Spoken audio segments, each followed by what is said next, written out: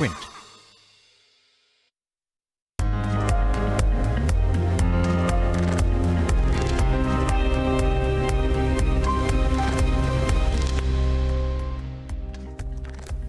Hello and welcome. You're watching IndianOpen right here on BloombergQuint Live. But before we go ahead, I'd like to wish everybody a happy Valentine's Day. Yeah, it's a great day for all people who are on that side. So good for them. Why not on this side? What is this side and that side? I hope my wife gives me the treat because I really don't want to go out and do that. All right, let's take a look at what's been happening in the Asian markets. It's a day where you've seen decent amount of gains coming in for China and Hong Kong at least, while Japan trades under by about 0.5%. That's SGX Nifty 2, which reflects what China is doing, around a third of a percent gain coming in there, 12,187 for our market setup at least. Aside from that, we've already discussed a lot on First Word, so you've got to watch out for all of those bigger names and the numbers that got reported yesterday. Page Industries howler of a quarter, Vodafone Idea, what happens there? Keep an eye out on that one. It's a heavily traded stock, so all of these stocks matter. BPCL also reported numbers, post-market hours. Keep a watch on that one, and ONGC reports today too. But all of that will be discussed with our guests also as they join in with their opinion. But let's also take a look at what's happening in the futures and options space. It's important to keep track post the weekly options expiry if there is any change of trend. Amit, good morning. Good morning to both of you. Happy Valentine's Day. Neeraj, you shouldn't be complaining. Your wife surprised you quite nicely on your birthday, I remember. Yeah, I hope she follows Maybe it up. there's one waiting at home in the evening. I hope she follows it up. Okay, talking about the derivatives trend, of course, yesterday was the weekly options expiry day. There was some bit of weakness which definitely trickled in after the gains that we saw in the last two sessions. So for Nifty, which closed off the day's low by almost 35 points, futures once again moved into discount, and there was unwinding coming in at the Nifty futures. Open interest was down about 2%. For Nifty Bank, remember this was the one which actually underperformed yesterday. Nifty Banking Index was down about nearly by 0.8%, and it closed below its 50 DMA at levels of 31,230. Remember, the support will come in around the mark of 31,000, and you did see fresh shorting coming in for Nifty Bank. Talking about the PCR, yesterday there were signs of more call writing which came back into the system. Of course, the India Volatility Index cooled off by 2%. That's a positive sign for the bulls going ahead. And PCR, which moved to levels of 1.48 versus 1.6, gave you an indication that call writing was back in the system. If you look at the distribution now for next Thursday expiry, the range is quite narrow because the maximum open interest on the call side is at 12,200, while at the put side it is at the 12,100 strike. So I'll be watching out for the range of 12,000 to 12,200 on a weekly basis once again. And if the index has to move higher, I think the first resistance will come in around the mark of 12,250. There was heavy call writing which came in at the 12,200 strike, while on the put side you did see some addition at 12,100 as well as the 12,000 strike. Moving on to the stock futures, then there were a lot of stocks which were moving around. So you had Torrent Power at 52-week high, good set of numbers, margin expansion seen there, fresh long positions coming in. Even Torrent Pharma saw fresh long positions. This one too is at 52-week high. Fresh shorting was seen for NMDC. The stock was down about nearly 4% in trade, and IndusInd Bank was quite weak in yesterday's session. Fresh shorting was seen there as well. For a change, you had a big number from the FI in the cash segment. They bought nearly 1,000 crore, but once again the trends looked changing. If you look at the index futures side, they unwound a lot of long positions, almost 11,500 contracts, and fresh addition on the short side was seen as they added nearly 5,500 contracts. With that, it's back to you guys. All right, Nami, thanks very much for that. Samir Narayan of Renisa Capital is joining us right now on the show. Samir, good morning to you. The indices is difficult to pinpoint, difficult to talk about the direction it takes because it seems like off late it has a mind of its own. But what we can do is probably analyze how the earnings has been, the impact of the global factors and the contagion of the coronavirus, economic slowdown and other factors that could likely impact the equity markets. Macroeconomic data points also not very supportive right now, which we saw coming in from the inflation print as well as the IIP print. You know, how would you then put all these factors together to make an investment case? Good morning, Deven. I think the way it works is that people are not looking at this problem as something that will sustain for too long. So I think the mood here clearly is that this is a transient state. Now, hopefully there will be earnings revival, and what the current quarter earnings have actually borne out is that the deterioration has not been too far. yes, the pockets of growth that one was expecting in terms of seeing the green shoots across the board has not materialized, but at least there has not been a broad-based worsening off as well. Now, what happens is, in the backdrop of the coronavirus, now there is a likelihood that the global supply chains will obviously be disrupted, because China being such a large contributor, so that would mean that there should be some amount of additional business volumes be fulfilled by the Indian companies as well. Now, that is one hope. But having said that, that still remains to be materialized, although valuations don't give us any margin of safety.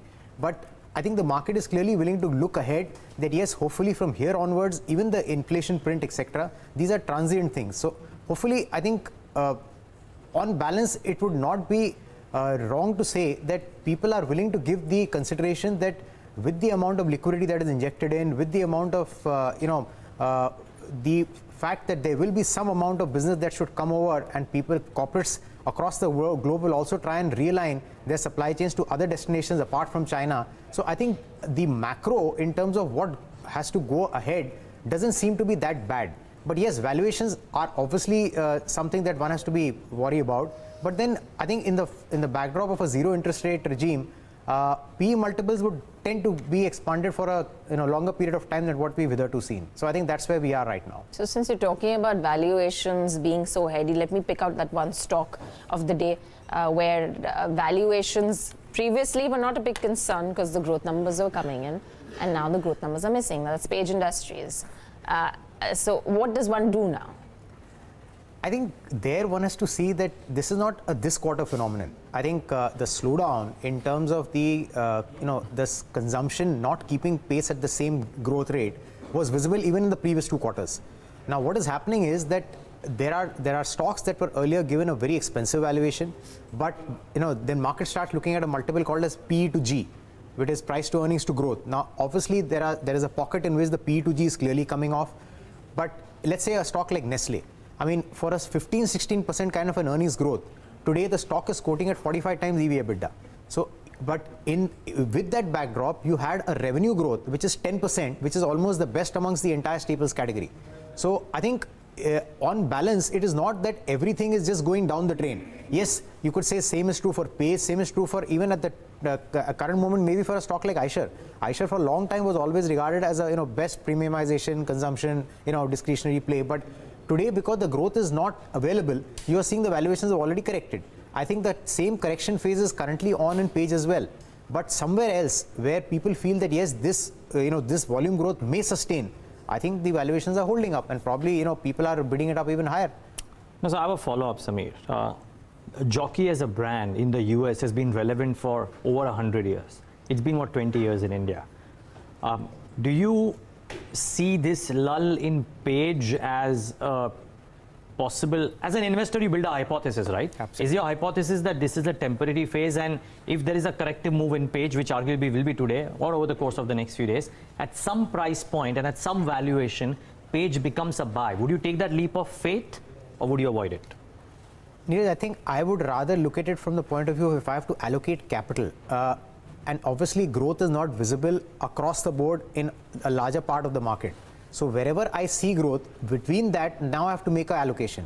So if I'm seeing a stock where the growth outlook is perhaps say in at best high single digits, vis-a-vis somewhere where I'm seeing even the valuations may be say 40 times, but at least 15-20% earnings growth is clearly more certain. So I would rather put that money where the visibility of earnings is higher. Okay, so then let me ask you, there are a lot of people who might have Page Industries. When the stock corrected to 17,000-18,000 rupees, there were a lot of people who came out and recommended a buy. People would have logged on as well. Would you make a switch? Would you make a switch out of Page into some other innerwear company? Though Page is the leader, dominant leader, but would you make that switch? Or would you make a switch out of Page into some of the other staple companies? I would think that the latter makes a stronger case for the simple reason that or rather, okay, the larger consumption argument is what one has to look at, because today what we've seen in the last 6 years, corporates have been on a deleveraging cycle. Now today, given the fact that the households are there where they are in terms of the backdrop of having easy credit through the NBFCs, etc. But today we are also at a situation whereby the income growth over the last 5 years has actually been negative. So the outlook and optimism on my earnings ability going forward is not that high. So if that leads to me taking a knock and taking a cut on my consumption basket, which means that, you know, volumes for jockey may not come back soon. So which means that yes, I will continue to buy innerwear, but I may probably downtrade. So I think in pockets of FMCG or staples, you're likely to see that emerge because there will be downtrading. Consumption will not completely come off, but it will be happening at a different price point. So I think those are decisions that probably consumers take.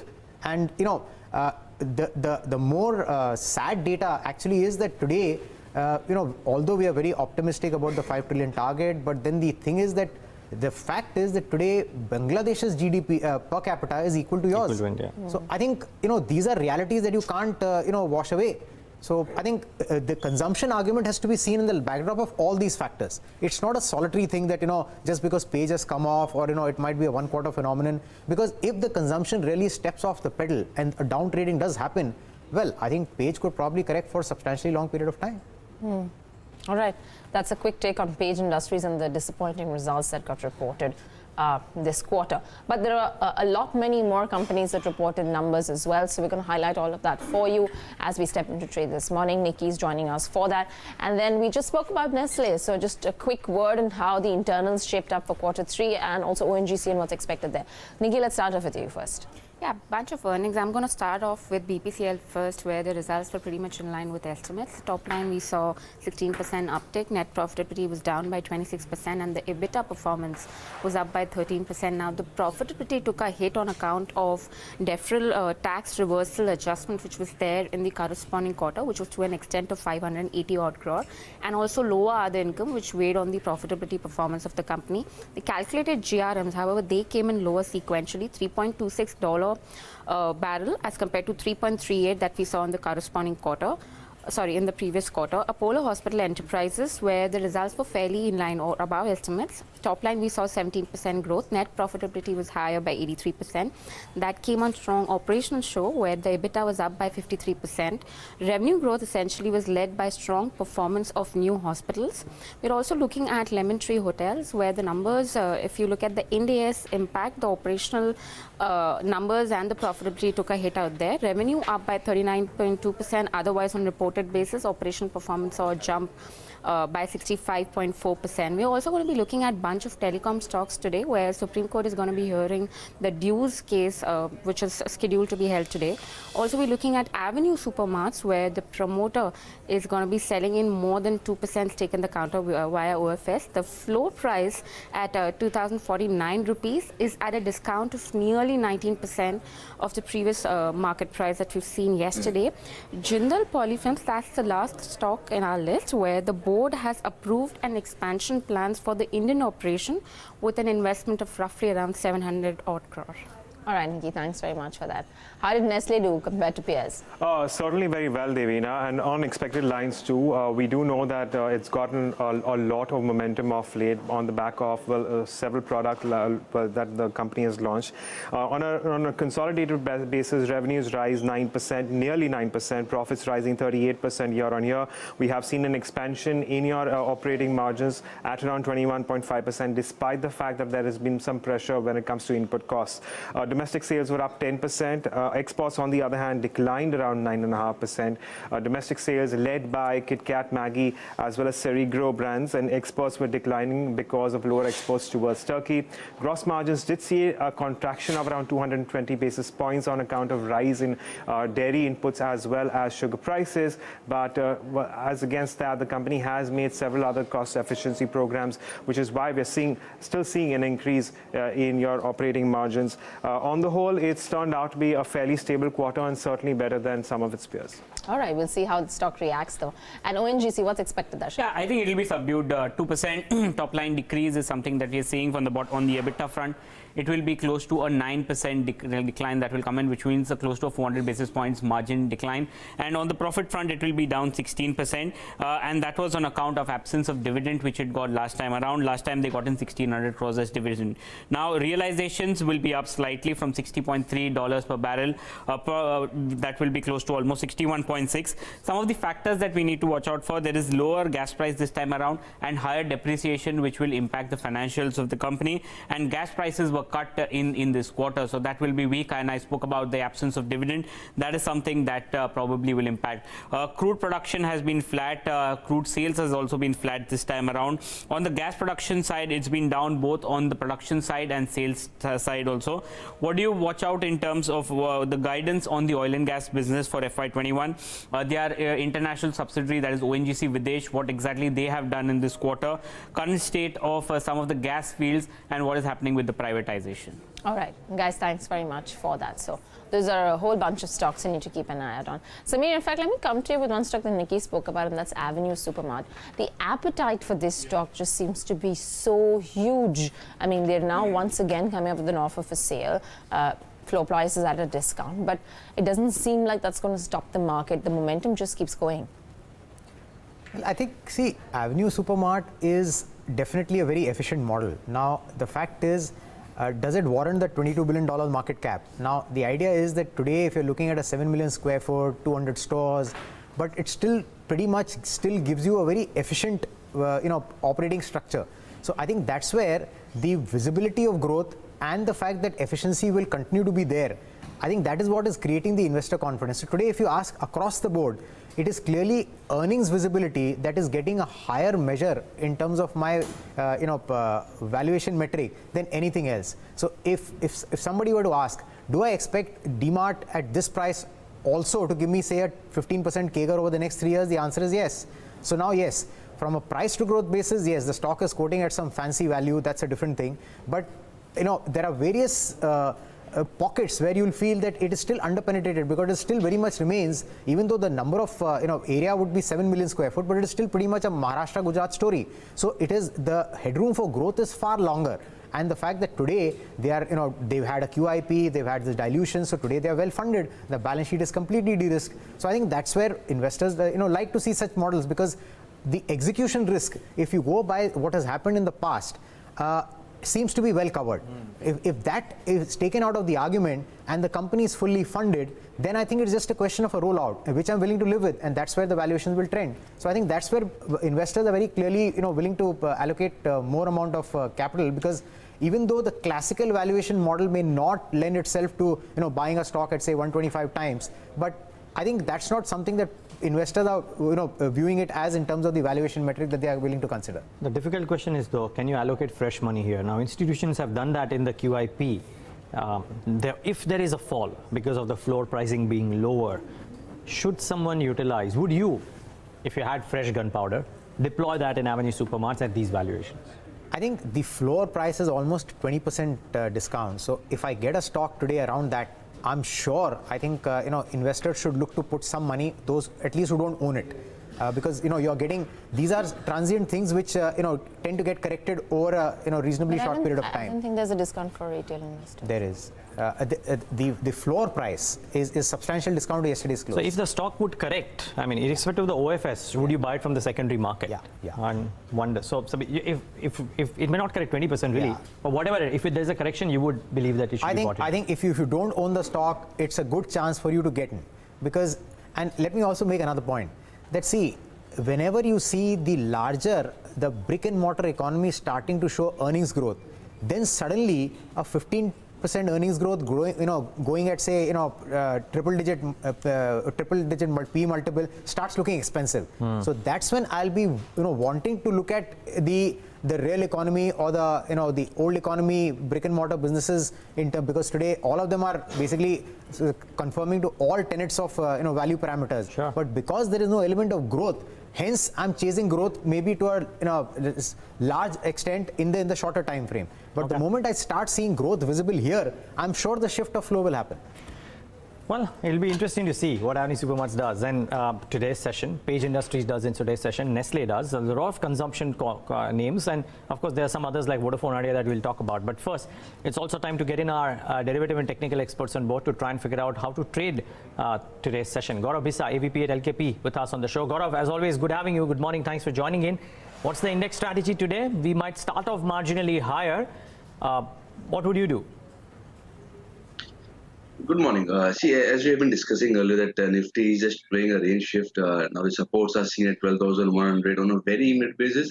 And if you take a week or 5-7 days into account, 12,000 is a good support area. 12,250 to 80 is now the hurdle area. So in my opinion, is a buy on dip strategy. Any dip towards 12,120, 140 on the spot side can be bought.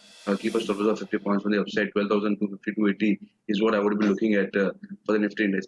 Bank Nifty is also looking decent, but if you compare the charts are much cleaner. The breakouts would be retested at levels of 12,100. So in my opinion, Nifty has a cleaner chart compared to Bank Nifty, and that is where my trade would also lie. Okay. And in light of that, Gaurav, what would be your stock-specific trading strategies for the day? I have picked two Nifty stocks. The first one would be on Infosys, where we have seen the stock has been doing nothing. It's been trading in a range.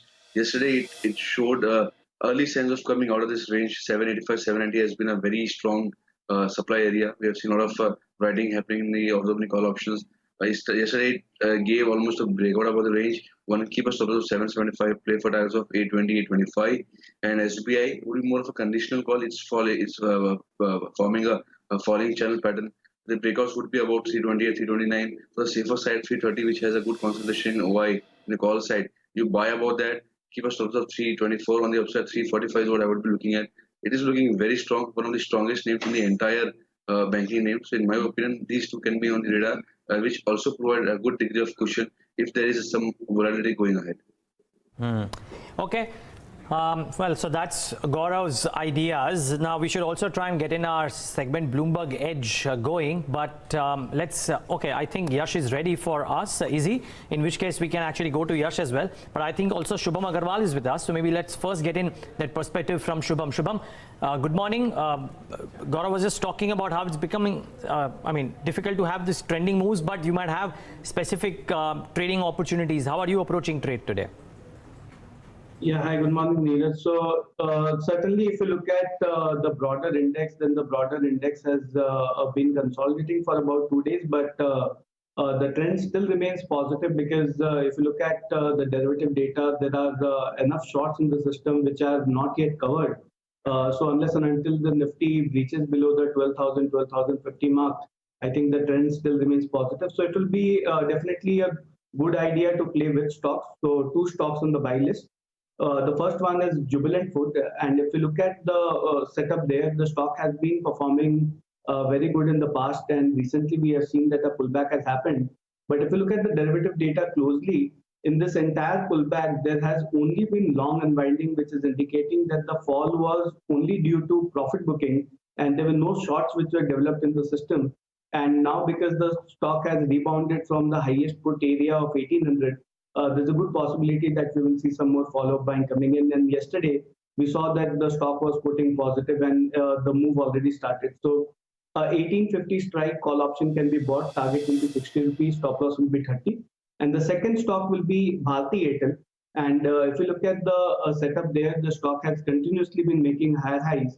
And recently, we have a continuation pattern on the chart, which is indicating that another round of a breakout can happen there. So a 550 strike call option can be bought. Target for that will be 12 rupees and the stop loss can be maintained at 4.5. Okay, and those are some of Shubham's ideas on specific stocks. But on to a special segment, Bloomberg Edge, where Yash Upadhyay tells us about a pattern that the Bloomberg terminal has thrown up on a particular stock. Yash, what's the stock today? Good morning. Morning, Devina. So we're looking at Dr. Reddy's, and the MACD indicator suggests that we could see the move on the upside to continue. We've seen that the stock has managed to run up quite a bit. In fact, yesterday on the back of a fundamental news, we saw the stock close with gains in excess of 3.5%. But the MACD indicator suggests that there is a long way going forward for Dr. Reddy's. But like we always do, let's first try and understand what the MACD indicator is and how do you interpret it. The MACD, as you know, is a trend following momentum indicator, and it shows you the relationship between the two moving averages. How do you interpret it? You go long when the MACD line crosses above the signal line, and you go short when the MACD line crosses below the signal line. In the case of Dr. Reddy's, we've seen that the MACD line has managed to give a positive crossover. By that, I mean that the MACD line, which is the one in blue, after having a mild dip below that mark, has once again moved higher and has given that positive divergence. We've seen the stock has been moving higher and higher. However, in the last few trading sessions before this, there was a bit of a consolidation, and then we saw a big move in yesterday's day of trade.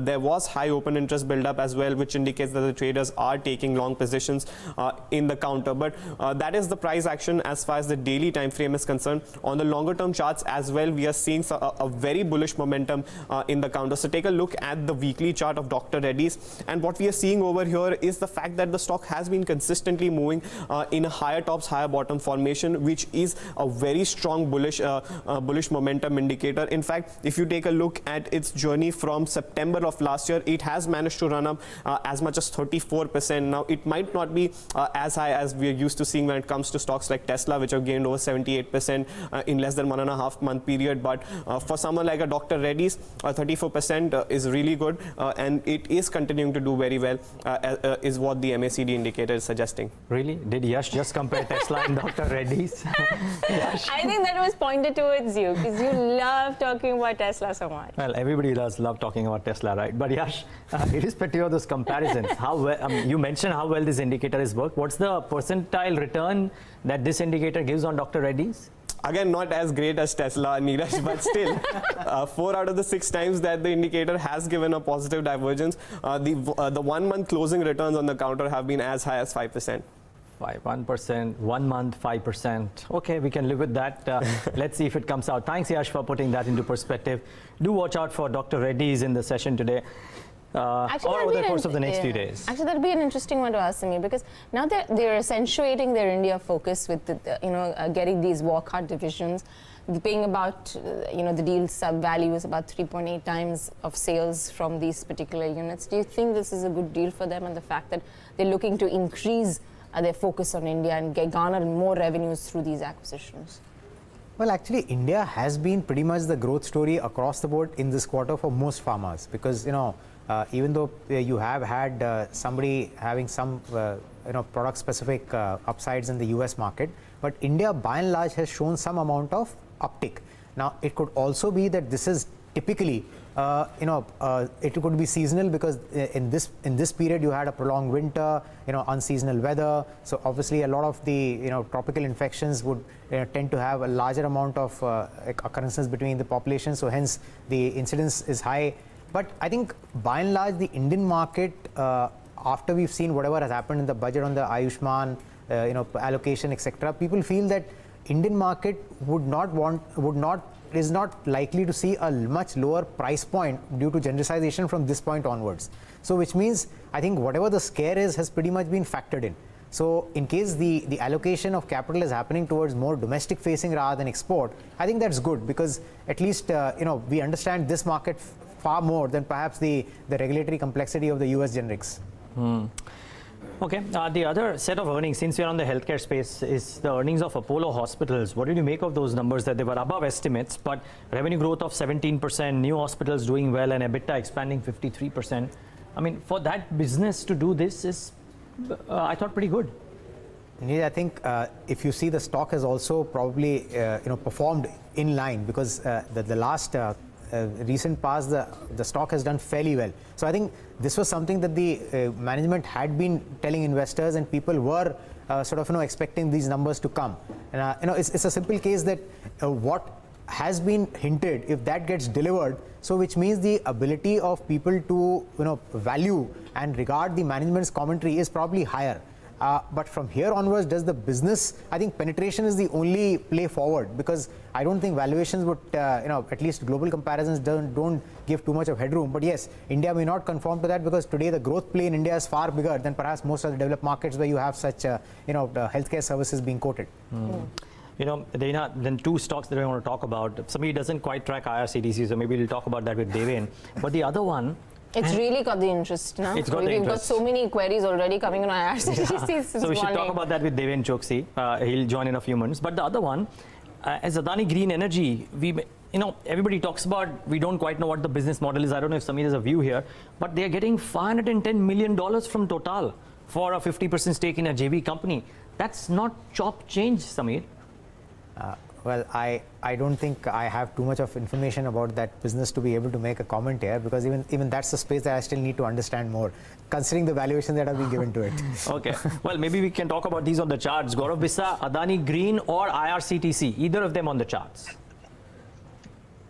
Well, some time back, one of your colleague compared Dr. Reddy to Tesla. I think IRCTC is a better name to compare with Tesla. It's been moving, it's moving one side, and it's more of a left-out feeling that I see on the charts as well. We saw some amount of profit booking, but then again, we are now seeing the stock virtually near day high. So, in my opinion, as long as it's trading above the levels of 1540, for it is again a trading buy, keep a stop loss of 1540, that sustains. Then we are looking at levels of 1640, 1650. So that is better compared to the names that you have mentioned. So it's more of a cleaner chart. He gave a breakout, sustaining about that. So yes, let us see. All right, that's IRCTC. I think we're about 26 seconds away from market pre-open. So let's stay focused on market opening.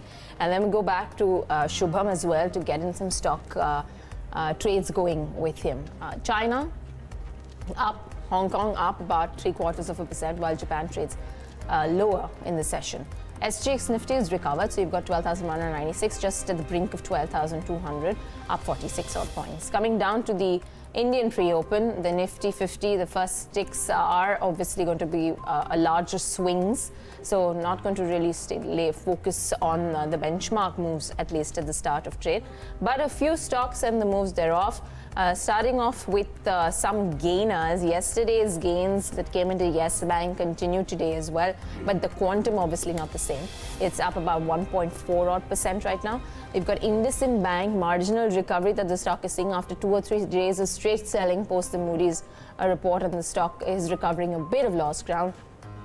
Tata Motors, Hero MotoCorp, Z picks up about 1.2%. M&M is up 1.2% at 540. We've got BPCL post results is up 1%. Kotak Mahindra Bank at 1707. M&M, we spoke about that one. Bharti Airtel, Britannia is up 3/4. L&T is at 1300. SBI is at 328.5, so 1/3% higher. You've got, I guess, equal amount of losers as well. So Hindalco, for one, is down about 4.5%. ICICI Bank looks weak as well, about 3.5%. Remember, ICICI Bank last 2 days has been under some amount of stress. ONGC ahead of numbers, down 3%. Maruti Suzuki at 68.86. HUL, after that massive run-up that we've seen in the last 2 days, takes a breather today.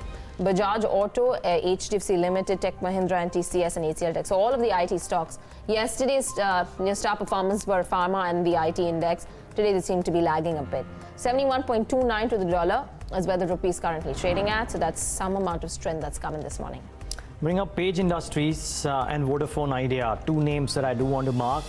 Page Industries, well, surprise, surprise, not a very big reaction. Let's wait and watch if this changes. But I have to say that a Page Industries bull would be happy with this. Vodafone Idea, the losses are widened, but I do think that these are early trades as yet. Let's wait and watch if indeed the rates on Vodafone Idea also change. Yes, the losses are very wide. There are some positives, especially in the broadband business for Vodafone. And I think a lot, Vodafone Idea, and a lot would depend on the AGR verdict today. So you got to keep that at the back of your mind when you're trading Vodafone Idea in the session. So keep that at the back of your mind. Avenue Supermarts is the third one. And it'll be interesting to see if there is a big reaction out here also or no. No, not quite. Just about 3.5%, 4%. So the question then remains, should one utilize such a small fall to enter into what is arguably not a cheap stock, even though it is showing growth? And I think Samir believed that a very higher discount, yes. We'll revisit this name as well because it's clearly stock in focus. And there are some odd trades in Oracle Financial and a couple of others, but I think these rates will change. One last name, Apollo Hospitals. The numbers better than estimated. Let's see if the stock is reacting. About a couple of percentage points. Let's see if indeed this lasts. But yeah, operationally, the numbers look very strong. And I think almost every company this quarter, which may not have shown a very meaningful revenue growth, single digits, but if the EBITDA margins have expanded, the market has tended to reward. Let's see if the same happens to Apollo Hospitals. I think IRCTC also is up today after yesterday's 12% move. Stocks at 1600 now, so going great guns out there for the stock. Shubham, a quick word on some of these other stocks, even Inox Leisure for that matter. A really good run in the last 7 days. It's been up 12%. Yesterday saw a brief period of correction. The stock's at 463. Well, a month ago it was somewhere closer to 385, 390. It's been a good run for this stock. Would you be a buyer here? Yes, absolutely, Devina, because if you look at the breakout that happened, the area was roughly around 410, and from there we saw a vertical rally. And it's good that for the last 2 days, we have been witnessing some pullback, which will give another opportunity to re-enter the trade. So I would recommend using this pullback as a buying opportunity. So roughly 440, 445 is the area where one should look to re-initiate trades on the long side. So buying on slight pullback is what the trade is, and one can look for a stop loss at around 425. And on the upside, we would again expect a target of 490, which was roughly the previous swing high. Okay.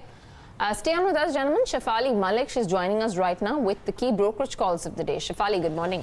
Good morning, Devina. So the first one is MK's note on Nestle. They've downgraded it to a hold rating, but the target price has been increased to 16,000 versus 15,900 earlier. And they're saying that the Q4 earnings were largely in line with the expectations. But the key notable in their earnings was the domestic sales growth of 10%, which was much ahead of the peers.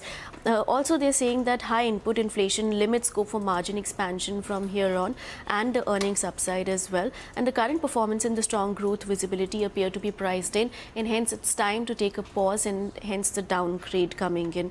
The second one is Credit Suisse note on Page Industry. They're maintaining the outperform rating, target 19,500 rupees apiece, and they're saying that the large slump in growth and margins does not bode too well for the company, and the results were significantly below expectations, and hence they've cut the FY 20 to 22 earnings estimate by 10%. And they're also going on to say that the weak trends in volume growth would continue to play out, primarily driven by end consumer offtakes, and the realizations growth was driven by pricing and mix, but that may not continue going forward. And the sharp drop in the EBITDA margins was a result of heightened competition for them. So sort of negative commentary coming in as far as the Page Industries is concerned post the Q3 earnings. Thanks for that, Shefali. So, yep, and Credit Suisse is indeed very bearish. Do watch out for Page. I must say that I was looking at another one, which is Goldman Sachs, and they believed they were a lot more sanguine because they believed that while they've lowered their estimates, they believe that things might pick up in the quarters ahead. So it's anybody's guess, really. But I think that's what the Goldman Sachs view seemed to be. Let's wait and watch if that happens for Page Industries or no. But arguably, one of the stocks in focus is IRCTC. Deven Choksey of KRChoksey Securities joins us on the show.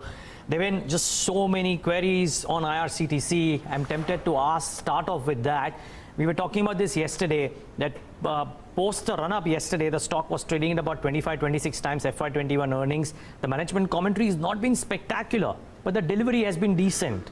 How do you approach a company like this wherein there is a bit of a monopoly and a moat around the business? What do you do? Do you buy it? Yeah, good morning, Neeraj. As you rightly observed, I think it's more of a monopoly. I think it's which is basically driving this particular business for IRCTC.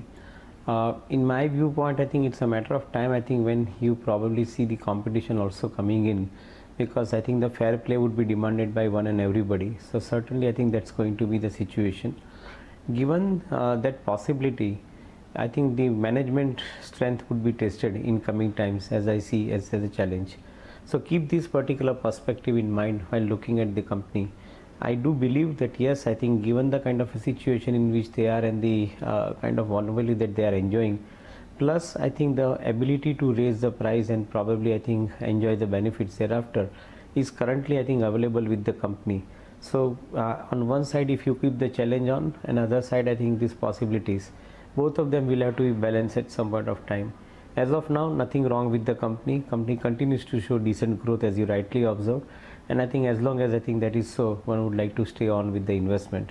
To get further visibility and clarity, I think one would like to see how exactly the management position themselves or the companies in coming period. So I think that is my take. As of now, we don't have any rating on the stock, so I think would refrain from putting any further view as far as I think the recommendation is concerned. Okay. Well, 15.99 and counting for now on IRCTC. Let's wait and watch if this one perks up further. Now, the other bit is, of course, the big set of numbers, which is Vodafone Idea that came out. And Deven, I'm tempted to ask you, I know the larger issue or the larger thing at play is the AGR verdict today. How would you approach the telcos in light of that? I know it's a bit of a black box because we don't know what the outcome would be, but still.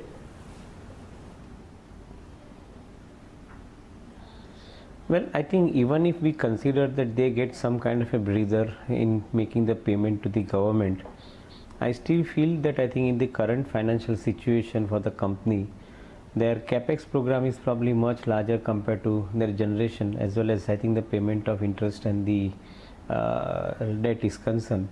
Given that kind of a situation, I think one would like to see how fast they could capitalize themselves. And the second thing would be, after capitalizing the capex program which they need to undertake, in order to meet the competition, which is probably I think going ahead with an integrated model. I think this is one area which is not clear coming out from Vodafone Idea. How much is the commitment of Vodafone in India in Indian company also remains to be seen, and so would be the Indian promoters' commitment to this company. So all these issues are relatively grey areas according to me, and that's where I think one is not very certain about putting money into this kind of a stock. At the same time, the space itself looks challenging to me. I think except Jio, I think the other companies would be in a capex mode. Jio would be relatively less because I think they have completed the capex, but they would be probably more in the acquisition mode of some of the content properties which they would like to pipe through the Jio framework. In such situation, I think the other two companies would be spending money on infrastructure. Jio would be spending money on building the value-added proposition. So the take would be to stay with Jio vis-a-vis I think the other telecom companies, given the kind of capex program that they will have to undertake. Watch out for all of those names. The other bit that I wanted to talk about was, this post-result move that came about in a metropolis. The stock the last few days has been extremely active. Yesterday saw a slight bit of a slump, but I think it's back in action today. Pre-open suggesting a 1.5% move on the upside, while on the other hand, Dr. Lal post its numbers has been on a downward glide. Shubham, a trade-off between the two? So if you look at Metropolis, I think that's a better placed stock because even though we don't have a lot of data there, but still a breakout happened about 2 days back, and yesterday was just a temporary pullback, which is actually a good opportunity to go and accumulate the stock. So I would go with a buy on this. If we can look for a buying trade from CMP to any 10-15 rupees correction that might happen from here.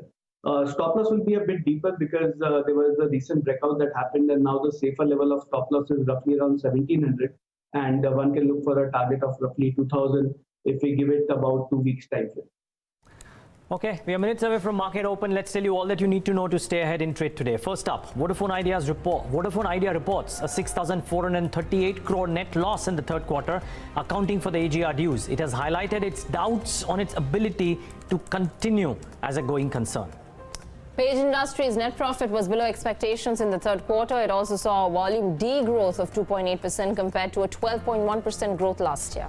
Nestle India's fourth quarter earnings met estimates, with domestic sales rising 10%. Margins were stable despite rising input costs. Promoters of Avenue Supermarts will sell 2.28% stake in the company through an offer for sale. The floor price of 2,049 rupees is a 19% discount to Thursday's close. Amtech Auto's creditors approve a resolution plan from Deccan Value Investors, taking a 78% haircut on the same. And telecom stocks will be in focus today as the Supreme Court hears the AGR case today. Well, Samir, before we wrap up this conversation, anything in the earnings season, the broader markets that has stood out for you, where you like the earnings and the commentary both? Well, Neeraj, honestly, there has been nothing which is a stark disappointment. But in terms of any positive tidings, well, there doesn't seem to be any visibility in any pickup. So therefore, all hopes are basically pinned on the Rabi crop hitting the markets, and the fact that there has been a lot of liquidity in the market. So therefore, people expect that yes, some consumption should come back. I think all those are clearly factors that people are looking at, and hopefully the Jan-Feb-March quarter, at least on a sequential basis, would definitely show whether the trend can sustain, and hence the hope that the FY21 earnings should be probably in decent double digits. So that's where the premise is right now placed. Okay, Samir, we'll leave it at that. Thanks so much for taking the time out and being with us today. I appreciate your time. Thanks, Neeraj. Thanks, Deven. All right, that's about a minute and a half left for the markets to kickstart trade. Deven, actually, we'll probably take this question to you post-market open.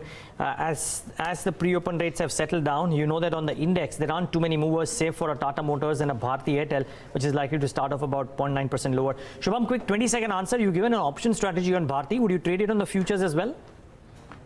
Yes, absolutely. In fact, if you look at the futures from an intraday perspective as well, I think there's a decent breakout that can happen, which can go up to 550 on an intraday basis. So stop loss at 535 and target of 550 could be an intraday trade as well on that. All right, Gaurav, Bissa, what about your top call? For me, it would be Infosys. It's given a good breakout, good data. Keep a stop loss 775, play for 820, 2500 targets. Okay, Shubham, your top call for the morning?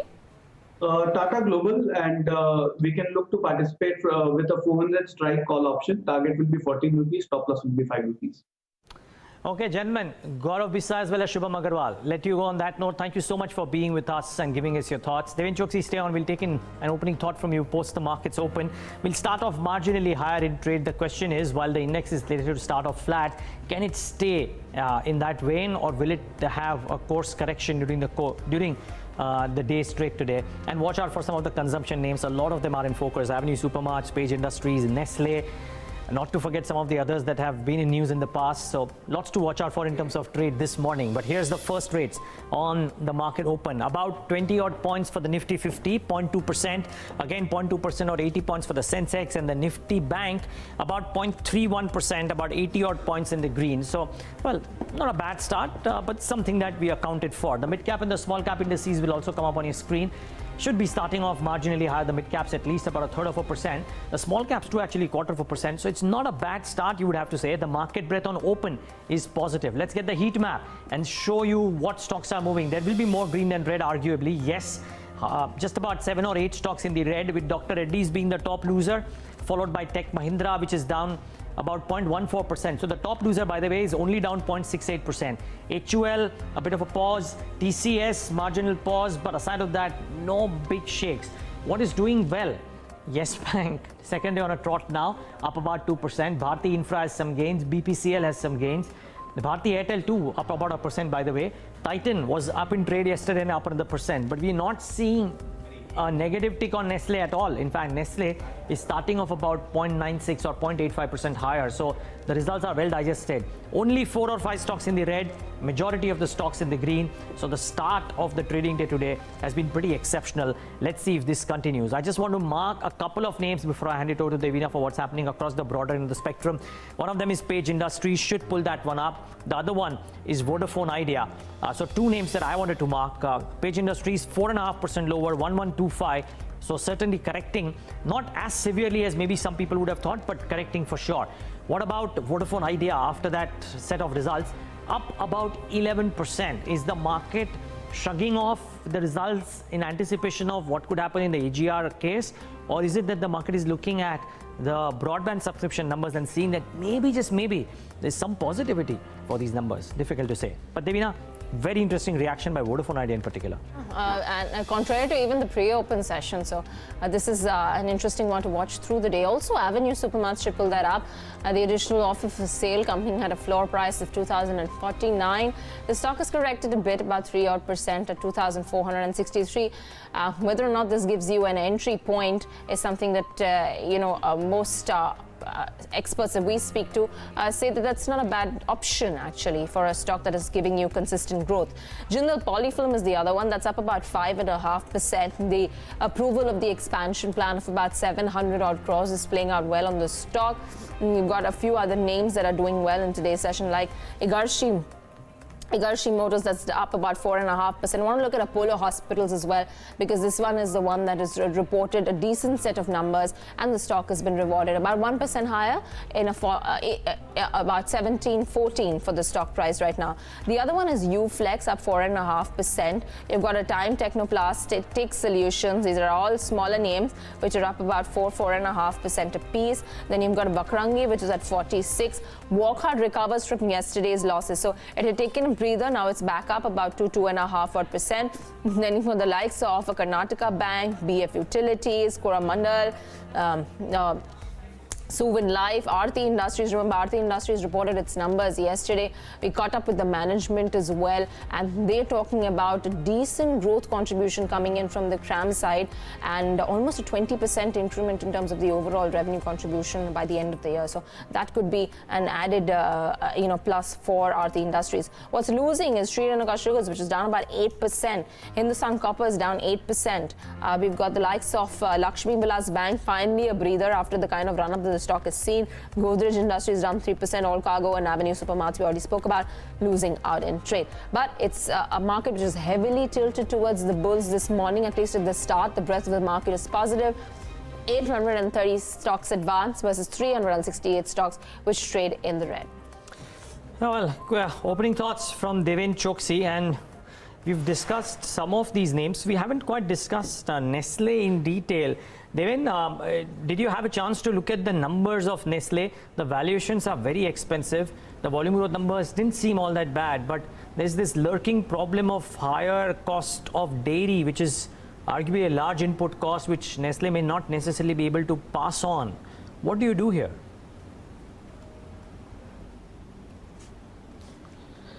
So Neeraj, I think this company has never been cheap. I think this has always traded expensive. So on one side, I think that particular fact always remains. On the other side, I believe that the more the spending in the rural areas happens, I think more would be the ability for this company to raise the bar and probably I think the profits. However, I think this kind of companies are regular profit making in nature and not necessarily I think very aggressive as far as I think the numbers are concerned in any subsequent quarters or given quarters. Having read I think commentary also from the other FMCG players, I think one thing coming out very certain and obvious is that currently the rural area is facing some amount of slowdown, which probably everybody expects that I think with the projects getting rolled out in the country, I think the rural area demand should start picking up, and that's where I think many of these FMCG companies should start doing well. In my viewpoint, I think the cost pressure probably these companies have enough amount of ability to pass on. So to an extent, I think that should not be a worry. On the contrary, I feel that I think better the quality of the management on the distribution side, their ability to manage the cost is better. And that's where I think Nestle Britannia kind of name would remain strong in the top of the list. So all in all put together, summarizing, yes, it is an expensive stock. Maybe I think corrective downside in the market would be used as a buying opportunity. And I think these companies are regular return earners. So obviously, I think one should not be looking at this company from the daily price movement point of view. I think stay on with investment after buying in the fall. That is how I think we position ourselves in such kind of businesses. All right, 12-month gains of about 57% on Nestle. Deven, a stock recommendation from your end? That's a conviction idea.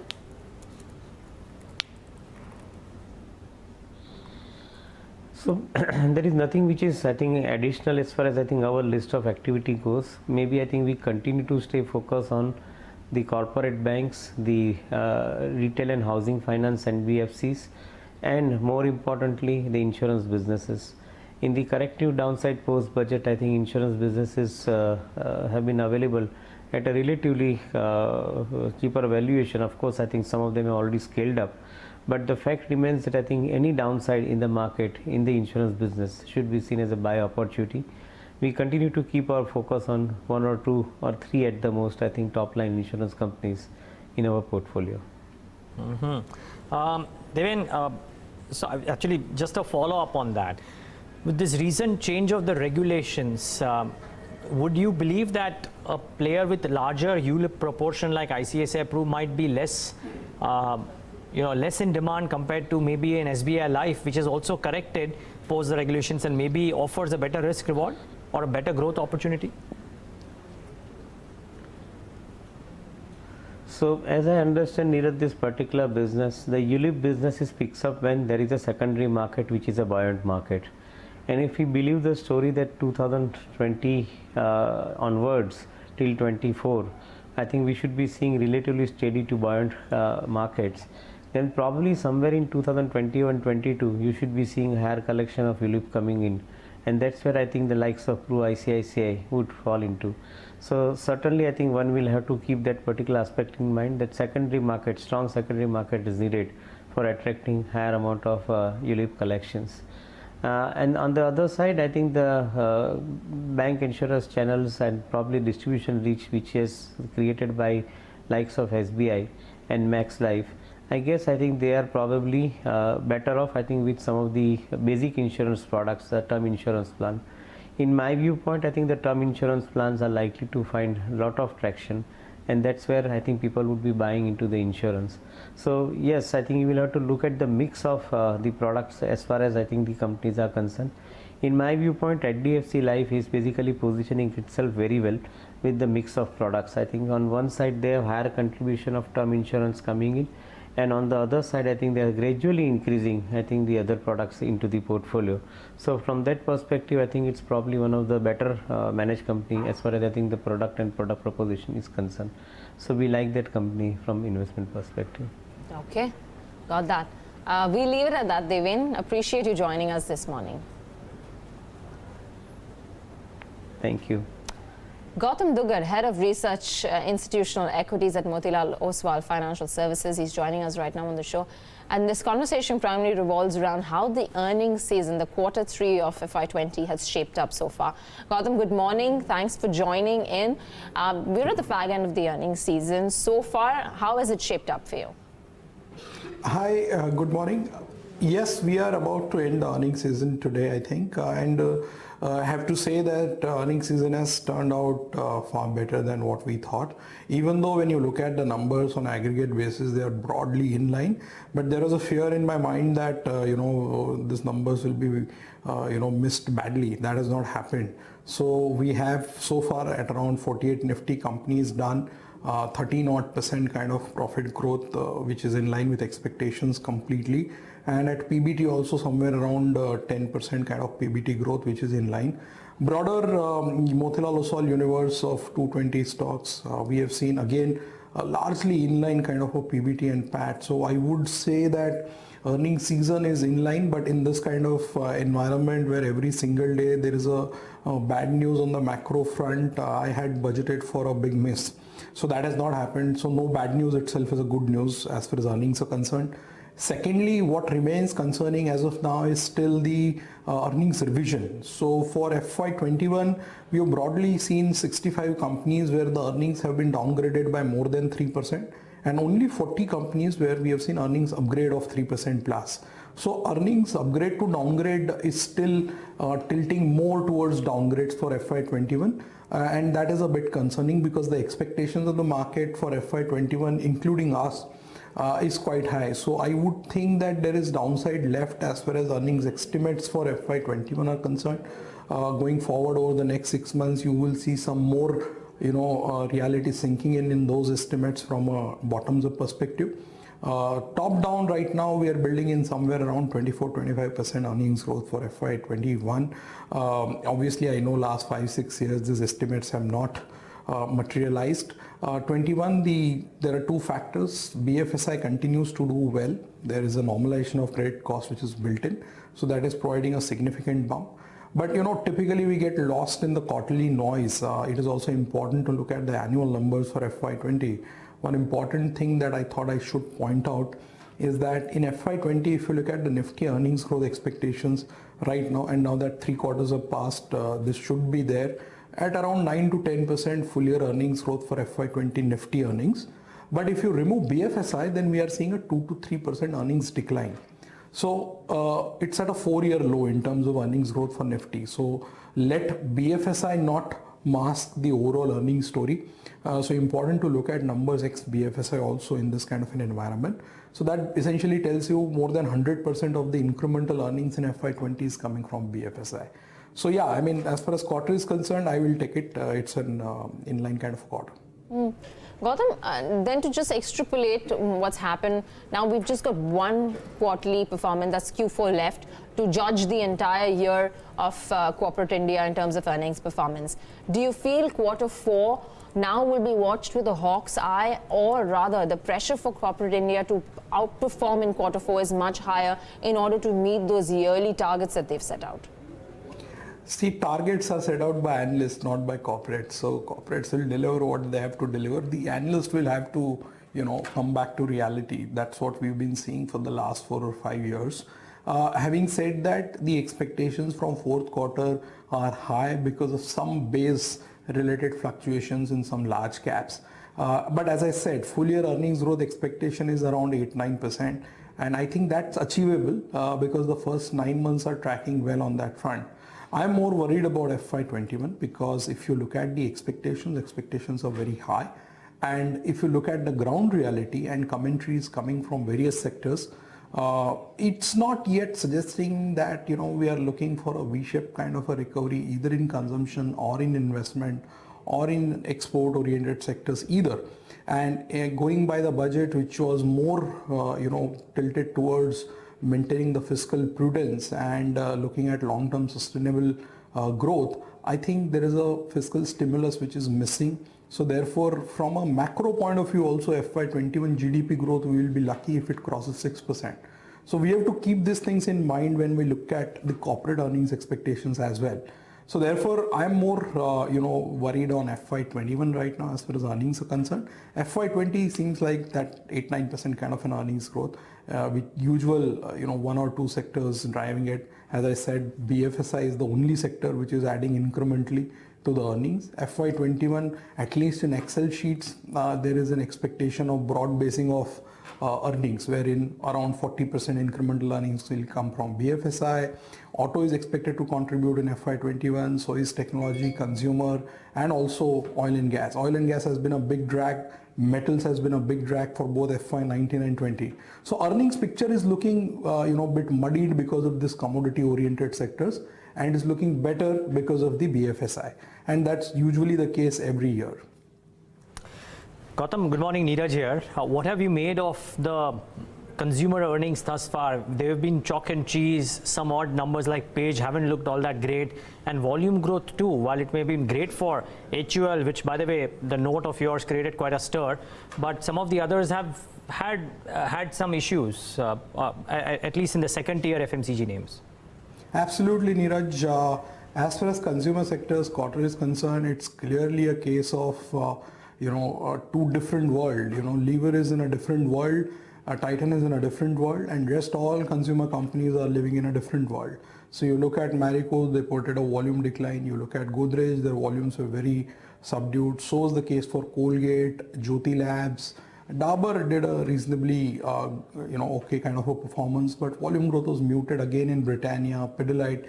So barring Lever, Titan, most of the other consumer companies reported an extremely muted set of performance.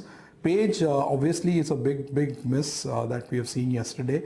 So what is happening, Neeraj, clearly is in this kind of an environment where there is no tailwind for consumption actually, either from government or from anybody else.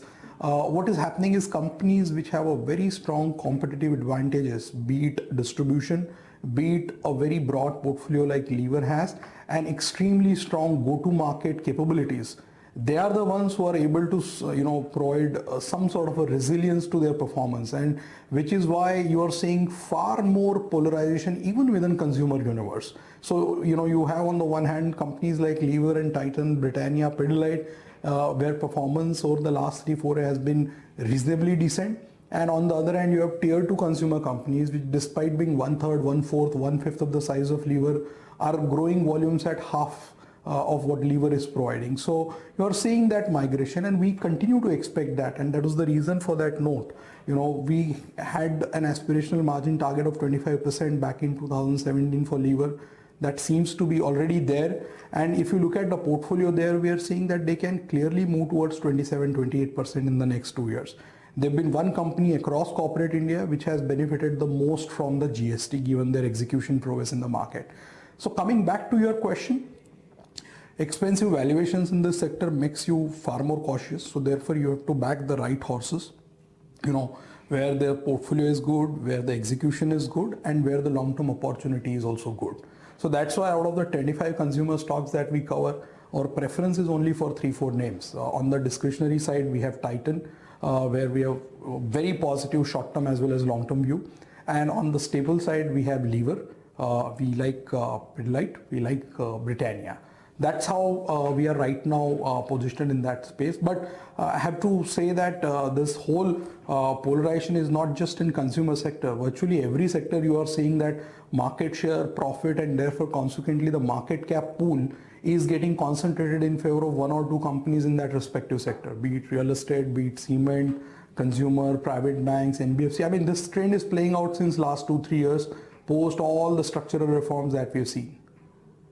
Gautam, what about the premiumization getting hit? I mean, Page is probably a case in point. Eicher Motors, the numbers and the volumes probably also indicative of that. What do you do with some of these plays? I mean, even in the auto space, what do you do with an Eicher vis-a-vis a Hero, or for that matter a Maruti vis-a-vis some of the others?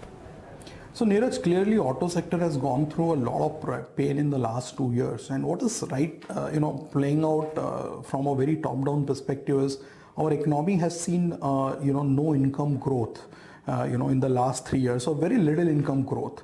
And leverage has gone up in the last 3-4 years, which our economists have been highlighting in the last 2 years through his fortnightly Ecoscope notes, that while the income growth has stalled, the leverage had gone up because of the expansion in the NBFC market from 2015 to 2018. And then subsequent to 2018, post the IL&FS crisis, NBFCs have been lying low, and therefore the credit market has also got more tighter and banks are also reluctant to lend. And at the same time, the underlying income growth of a consumer has also gone for a toss. So you are seeing a big impact on the discretionary side. Juxtapose that with the cost of ownership going up by 20 to 25% for the auto sector, be it because of ABS norms, safety norms, and now insurance, and then the forthcoming BS6. So your income is not going up, but the cost of owning the vehicle has gone up. So the only way auto sector can react is with the monthly volumes going down and down. So what we are of the view is that short term nobody can predict. 3 months down the line you have BS6. You may have to reassess the whole auto sector thesis in the short term after 6 months, depending on how the transition plays out. From a slightly longer term or medium term perspective, where we like or which are the stocks that we like in the auto space are the two that you already mentioned. One is Maruti and second is Eicher. Having said that, we have no rosy notion about the short term. We know that monthly volumes are going to remain extremely volatile and dependent on how this whole transition plays out, how the discounts shape up. Monsoon also plays a part in the two-wheeler, but not for Eicher particularly. So it's a tough journey ahead for auto. We'll have to wait and see. From a structural point of view, Maruti and Eicher remains our preferred view. The other question you asked was on premiumization. So clearly, again, at the cost of repeating, let me also refer to the point I made, which is that the income growth for the consumer in the economy has come off significantly. And the push from the BFSI side, which is the banking and NBFC, in terms of giving more credit to the consumer, that has also got hit. So both the key drivers of consumption are missing. So therefore people are right now consuming only the most essential things and something which they cannot live with. Wherever they find a deferral of consumption, they are doing it, be it durables, be it discretionary. Page is a clear example of that, and there will be many such categories which are part of the lifestyle consumption oriented. So it's a tough ride ahead, and therefore from an investment point of view we have to do more bottoms of work, and we have to be far more stock specific and cautious in nature in this kind of an environment. Okay. Gautam, the other sector that's probably coming a lot more in the limelight suddenly, and also in the back of surprisingly positive earnings, has been the entire healthcare space. So hospitals has done well. Diagnostics, probably you're seeing a little bit of a split between what the key players out there have done, Metropolis versus Dr. Lal, but overall it's been a decent performance. And then pure play pharma, there too you've had companies delivering and meeting street expectations. Are things becoming a lot more better out here? Yeah, incrementally it's looking better than what we've been used to in the last 2-3 years. At least we are not seeing an earnings decline there. But what is also playing out beautifully in the pharma sector is within the pharma there is a clear-cut migration from the old generic large cap companies towards the new age, whether it is a diagnostics or a hospital, or within the old space towards the mid caps. So if you see, if you take a step back and look at the earnings pool of the pharma for my universe in the last 5 years, it's broadly stayed flat for 5 years. FY15, the complete Motilal Oswal pharma universe earnings were around 18,000 crores. Today in 2020, we are ending at somewhere around 20,000 crores. So 5 years, no earnings growth. Plus plethora of irritants, US FTA, price control, no pricing growth in US, in fact there is a pricing erosion. So multiples also have come off in line with the ROEs. If you look at the ROEs of the pharma large cap companies in the last 4 or 5 years, they're barely double digit now, 10 to 15% in that band. The same ROEs used to be 20-25% 5-6 years back. So there is a well-deserved PD rating which has happened. Now, what do you do in this kind of an environment? So we are, in our model portfolio, we are still having Lupin, which has been there for want of a better choice. Secondly, we've been very positive on Alkem and Ipca. So Alkem is also a part of our model portfolio. They have delivered excellent earnings in this quarter, and so has Ipca 2 days back. In fact, we have seen 10% upgrade in earnings estimate for Ipca, 5 to 6% earnings estimate in case of Alkem. So you have to be very stock specific again, because in each stock they have their own concerns or drivers at play. In pharma, there is nothing called as a sector trend. So, and unfortunately, we don't cover hospitals or diagnostics at this stage. It's been a miss for us, especially the diagnostic story. But that looks good. I mean, if I recall, we had pointed out in our value migration report 3-4 years back that one of the trend that is going to play out in value migration clearly is the diagnostic space becoming far bigger, and therefore companies within that space multiplying their earnings. So from a earnings perspective, this is a very good space to be in. But yeah, I would still not get very positive on pharma, at max neutralish, and we'll have to keep observing how the earnings scenario shape up, because you're still not getting comfort on US pricing, you're still not getting comfort on regulatory headwinds. Okay, got that. Gautam, it was great chatting with you and getting a synopsis of how Q3 FY20 shaped up and what's the projection or the outlook going forward. So FY21 seems to be a tall order. Let's see whether or not corporate India can meet that.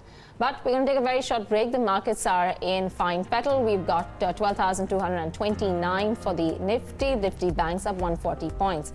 Joining us next is an industry veteran and former HCL Tech CEO Vineet Nair to talk about the IT industry and the growth outlook going forward.